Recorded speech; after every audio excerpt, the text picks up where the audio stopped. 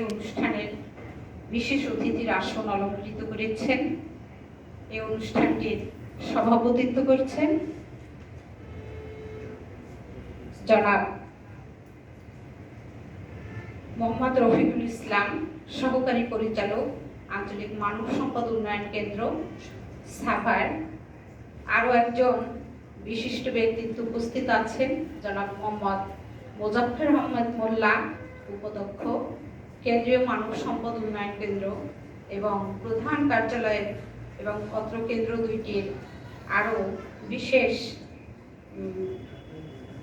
ব্যক্তিবর্গ উপস্থিত আছেন, অফিসারবর্গ এবং কর্মচারীবৃন্দ এবং আপনারা, যাদেরকে ঘিরে আজকের এই আয়োজন।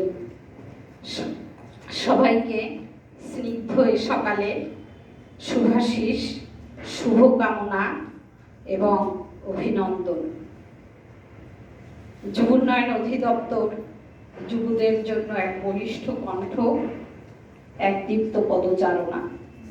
যুবদের উন্নয়নে এদেশকে কাঙ্ক্ষিত লক্ষ্যে পৌঁছানোর দৃঢ় প্রত্যয়ে যুব উন্নয়ন অধিদপ্তর নিরলসভাবে কাজ করে যাচ্ছেন। তারই ধারাবাহিকতায় আজকের এই আয়োজন, যুবদের জন্য উদ্যোক্তা উন্নয়ন ও বিজ্ঞান বিষয় প্রশিক্ষণের আয়োজন।